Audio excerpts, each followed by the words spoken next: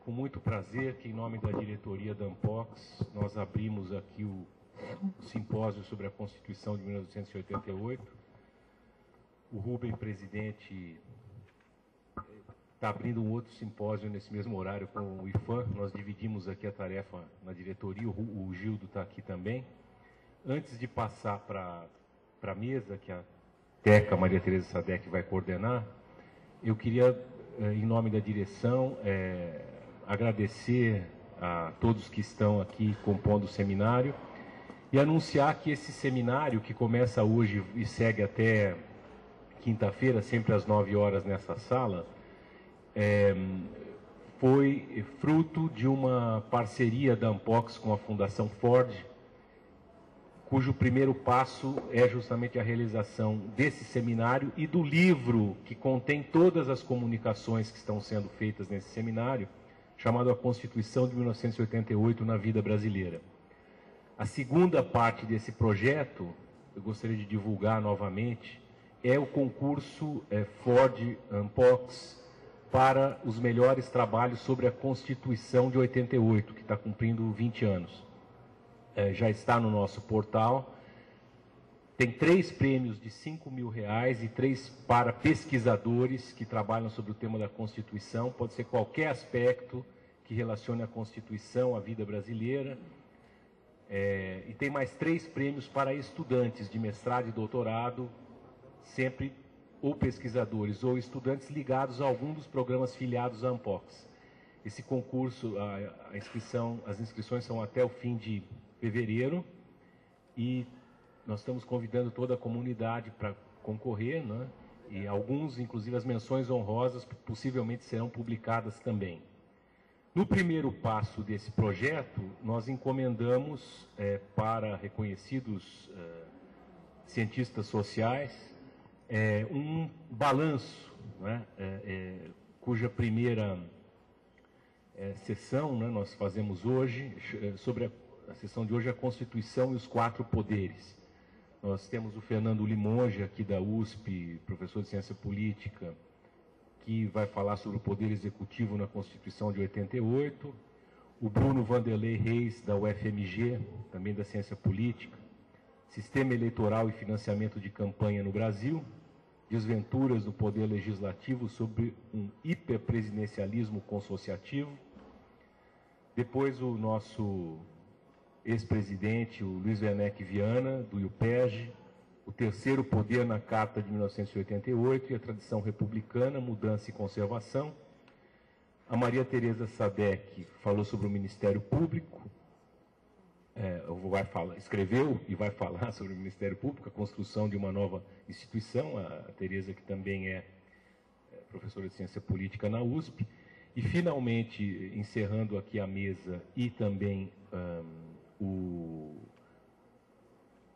livro, o texto de encerramento do livro é do Renato Lessa, professor de Ciência Política no IUPERJ, que faz uma tentativa de balanço da Constituição Brasileira de 88 como experimento de filosofia pública. Um ensaio, ele intitulou. Então, em nome da diretoria da Ampox, eu vou passar a direção da mesa para a Teca, né?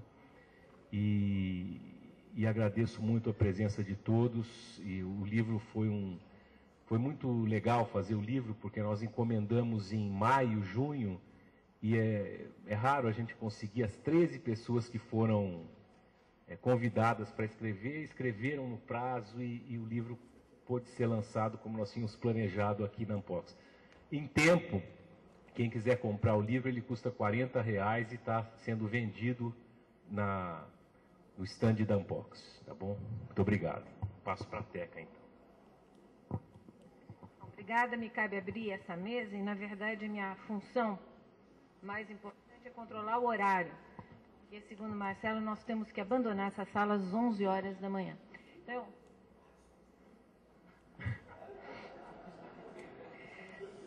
talvez a nossa missão mais importante aqui seja fazer com que vocês sintam muita vontade de ler esse livro, e ver o filme também, né, Renato? Então, nós vamos começar com o Fernando, 15 minutos para falar. Bom dia. Para mim é uma honra estar nessa mesa ao lado de tão importantes colegas e de participar desse projeto a convite da Ampox. Então eu agradeço em primeiro lugar o convite, a distinção de fazer parte desse projeto, o reconhecimento que ser incluído um volume junto com os colegas aqui representa. Então eu, como a Teca, conheço a Teca de longa data, sei que ela vai me cortar quando der realmente 15 minutos, capaz, inclusive, de me agredir fisicamente, arrancar o microfone, dada. Então eu vou falar 20 minutos. Eu vou falar 20 minutos, então. Bom, então, o que me coube escrever foi a respeito do Poder Executivo, a definição do Poder Executivo na Constituinte de 88 e as suas consequências. Aí eu vou começar com duas motivações, duas preocupações que estão que orientaram a confecção do texto e a elaboração do trabalho. Eu dei esse microfone. O primeiro ponto vem de uma fala do secretário da mesa, do poderoso secretário da mesa, Paulo Afonso, e na primeira audiência pública realizada pela Comissão de Poderes. O Paulo Afonso, nessa colocação, ele diz assim, nós não devemos repetir os erros dos constituintes de 46. E que, naquele momento, se preocuparam basicamente em rejeitar o autoritarismo. Então, vindo da experiência de 37, eles escreveram uma Constituição que dava muito poderes ao Legislativo e diminuía o poder do Executivo, como uma reação à Carta de 37, ao autoritarismo do Estado Novo. Essa é uma afirmação bastante disseminada e bastante aceita como uma verdade sobre a escrita de constituições. Constituintes tendem a olhar para a experiência imediatamente anterior. Se vocês olharem o livro do Afonso Arinos, o importante livro do Afonso Arinos, A Evolução da Crise Brasileira, ele também faz esse mesmo diagnóstico sobre a Constituição de 46, de que ela seria extremamente liberal, ultraliberal, como uma reação à Constituição de 37, e que então teria pecado por ter exagerado a fragilidade do Executivo e a força do Legislativo, e que, portanto, teria criado uma Constituição que seria de difícil manejo ou que levaria a problemas de governabilidade. Essa, no debate brasileiro atual, essa também é uma visão bastante repetida a respeito da Constituição de 88, de que ela teria varrido todo o entulho autoritário e ido ao extremo e não deixado nada do que a experiência anterior do período militar teria nos ensinado. O segundo ponto de partida, ou motivação para esse texto, é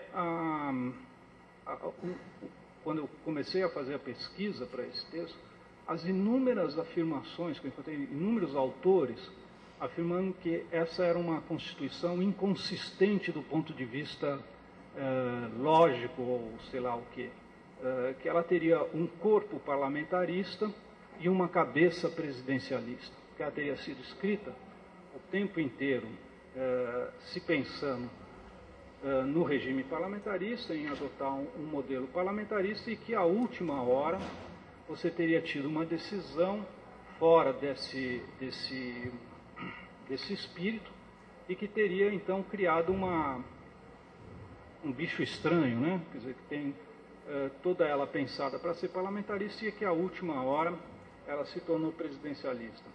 Isso obviamente tem a ver com dois pontos.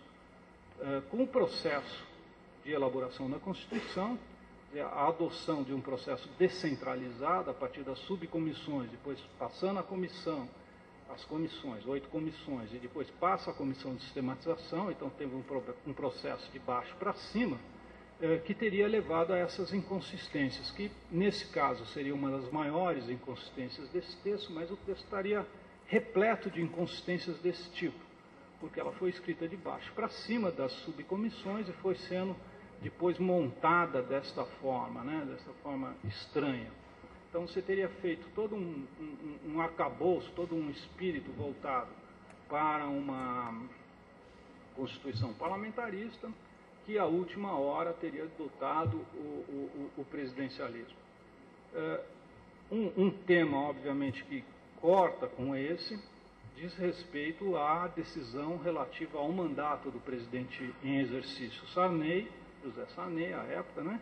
E o seu mandato e se ele era favorável ou não ao presidencialismo. Então, essas questões do dia cortam com as questões de decisão relativas ao desenho constitucional, que são mais, digamos, amplas, né? Então,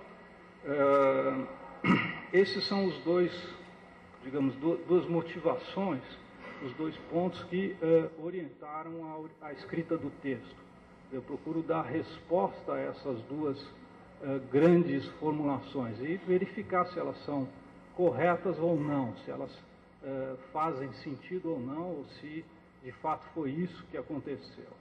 Então, a estrutura do texto para responder a essas duas perguntas, ou essas duas motivações de colocá-las em contexto, a estrutura do texto é a seguinte. Primeiro, eu volto ao período 46-64 e acompanho as análises, as críticas sobre a Constituição de 46. Como a Constituição de 46 foi sendo avaliada ao longo da experiência democrática. Para ver se de fato, quando você chega à Constituinte de 87 e 88, se você está simplesmente tendo como referência apenas o período militar, e se não foi o caso de que um pensamento que se consolidou no período 46-64 passou aos constituintes. Então, obviamente eu não posso, o ponto de reconstituição desse debate sobre a Constituição brasileira de 46 se refere ao meu tema, ao Poder Executivo. E o que eu consegui verificar acompanhando esse debate é que ao longo de todo o período, as diferentes forças políticas vão construindo um diagnóstico de que a Constituição de 46 é realmente uma Constituição inadequada ao seu tempo, que as necessidades da economia moderna, do sistema político moderno, são de outra ordem, que o legislativo acaba por funcionar como um ponto de veto, de paralisia do sistema, e que o grande problema do período 46-64 seria a fragilidade do próprio Poder Executivo. O Poder Executivo não teria poderes institucionais suficientes para garantir o que hoje se chama de governabilidade. Tá? E esse diagnóstico vai sendo feito pela direita, pelo centro e pela esquerda. Então eu retomo, por exemplo, a crítica do Afonso Arinos, que inicialmente é um defensor da Constituição de 46, que começa escrevendo, dizendo do que a Constituição de 46 trouxe de benéfico, de avanço, e que a partir de 1950 começa a criticar a Constituição de 46, se torna parlamentarista. Em 50, após a crise de 50, ele se converte ao parlamentarismo e começa a criticar a fragilidade do Poder Executivo. Então, isso vem essa posição da direita. Pelo centro, pelo PSD, eu retomo uma comissão constitucional constituída pelo presidente Juscelino Kubitschek para reformar a Constituição de 46. E justamente o que essa comissão, que é presidida pelo Nereu Ramos, que é ninguém menos do que o grande artífice da Constituição de 46, o grande líder da elaboração da Constituição de 46, ele é o ministro da Justiça à época, ele convoca essa comissão e o diagnóstico dessa comissão é o mesmo do Afonso Arias. O Executivo é muito frágil, o Executivo precisa de poderes institucionais mais fortes, ele precisa de lei delegada, é preciso limitar a participação do Legislativo no processo orçamentário e assim por diante. E, por último, eu pego a versão da esquerda. A versão da esquerda representada pelo Celso Furtado no famoso artigo dele, Os Obstáculos, tão famoso que eu esqueci o título, Obstáculos Políticos ao Desenvolvimento Econômico, né? Onde ele vai dizer a mesma coisa. Né? As forças conservadoras estão encasteladas no Congresso, o Congresso impede qualquer reforma, né? Qualquer reforma profunda. E, então, o problema é reforçar, o diagnóstico é, enquanto não reforçar o poder do Executivo, não vamos fazer reforma de tipo algum. Então, é uma reconstituição bastante breve e que não se pretende exaustiva, mas que foca em um tema específico. E, com isso, eu procuro mostrar que os constituintes de 87 e 88 não estão olhando apenas para a experiência do regime militar. Estão olhando também para a experiência do período 46-64. E, no meu entender, e é o argumento que eu faço, essa é a principal referência. É o mau funcionamento, ou o que se acredita ser o mau funcionamento, que são diagnósticos e políticos, né? O que se acredita ser o mau funcionamento da Constituição de 46, e, em especial, a fragilidade do Poder Executivo vis-à-vis o Legislativo. Bom, então, isso feito, aliás, de passagem, vale notar que os constituintes de 46 também não estão olhando o Estado Novo, estão olhando a República Velha. Né? Então, a conclusão que eu cheguei é um pouco mais geral do que simplesmente aplicada à Constituinte de 87 e 88. Constituintes não olham apenas para a experiência autoritária recente, eles olham para a experiência constitucional anterior. Então, em 46, eles estão procurando diminuir o poder do Executivo, não porque o Vargas, durante o Estado Novo, tivesse exacerbado o poder do Executivo, mas sim porque durante a República Velha o Executivo era muito forte, formava maiorias a partir da política dos governadores, etc, etc. É isso que eles estão querendo desmontar em 46. É esse o problema que eles estão enfrentando e por isso é que eles constroem um Executivo frágil, em que a representação proporcional desempenha um importantíssimo papel. Não é? Bom, então, esse é o primeiro ponto. Os constituintes de 87 e 88 não estão rejeitando pura e simplesmente o arcabouço constitucional que é do período militar. O que eles estão olhando é para o período 46 e 64 e para os diagnósticos que foram elaborados nesse período, dando conta de uma fragilidade do Poder Executivo.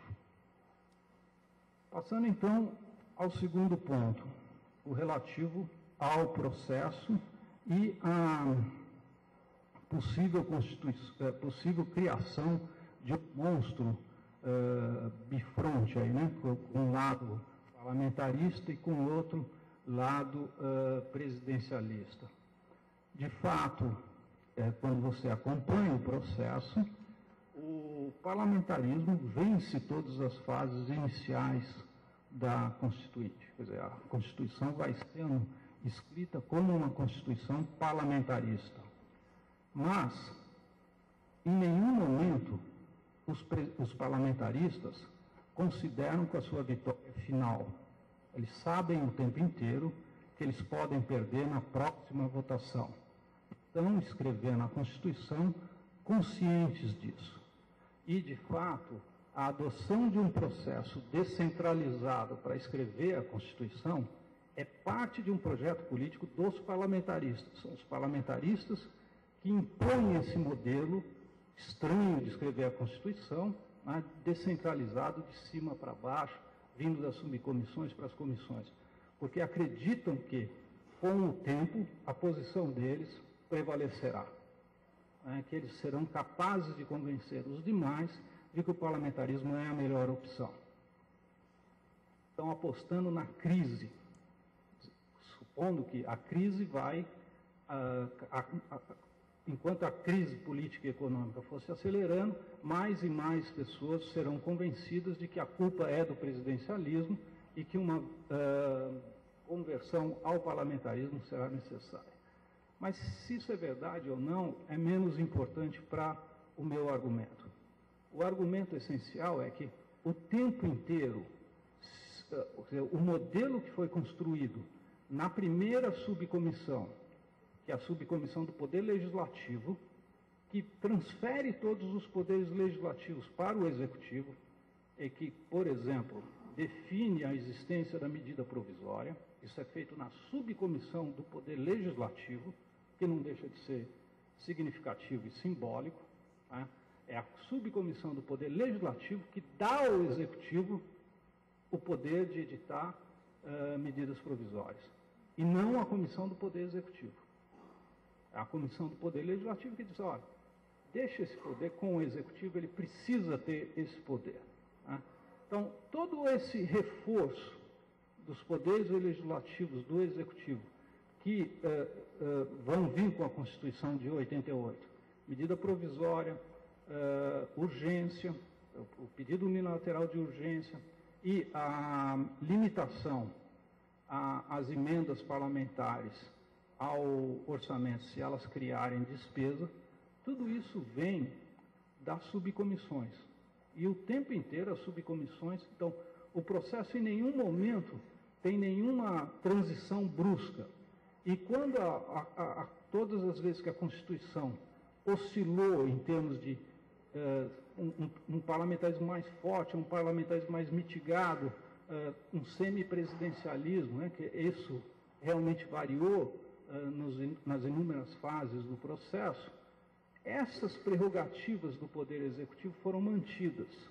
E a única coisa que mudava é com quem ela ficava, se com o presidente ou com o primeiro-ministro.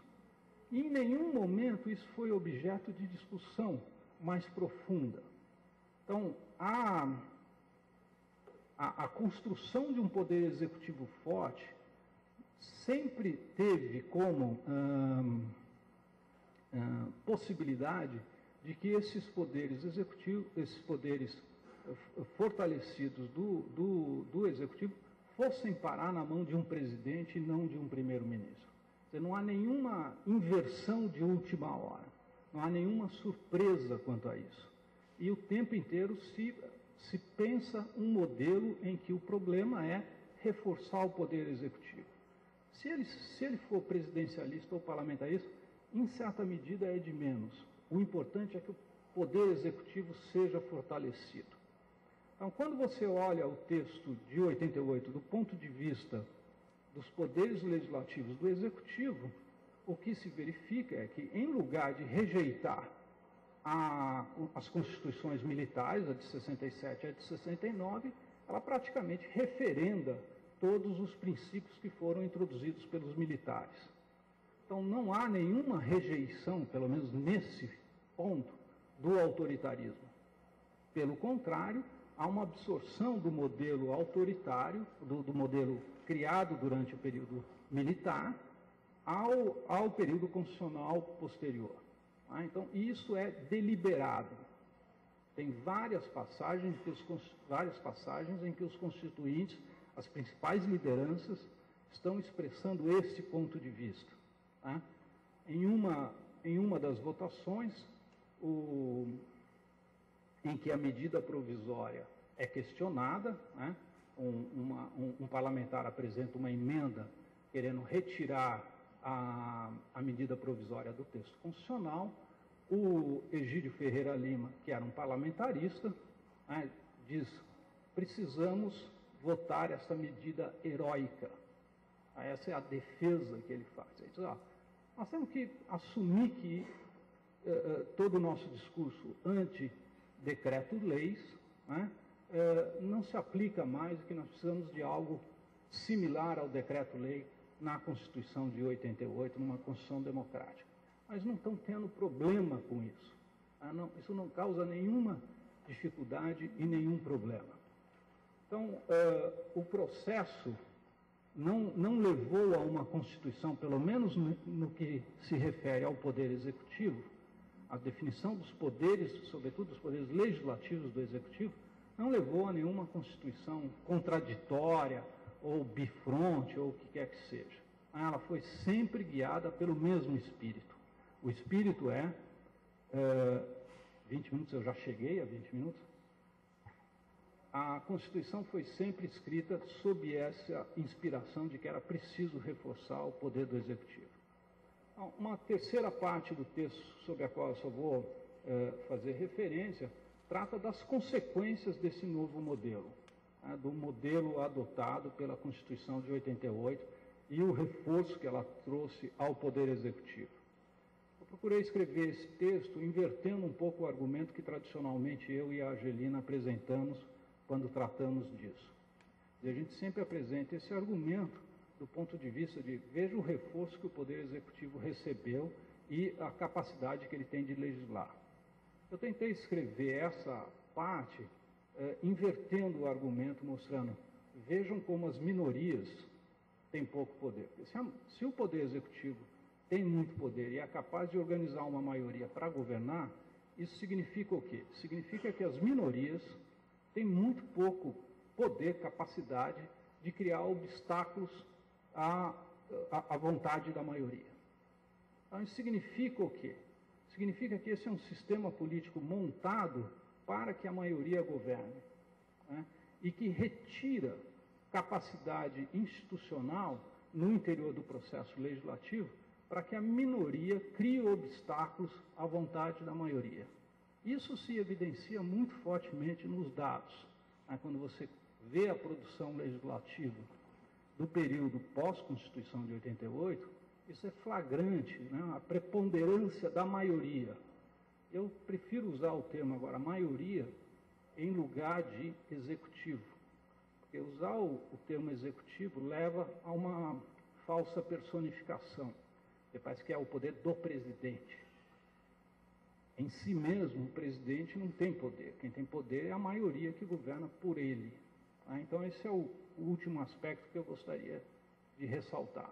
Esse é um governo, ou é um sistema político, que permite à maioria governar e impor a sua vontade sobre a minoria.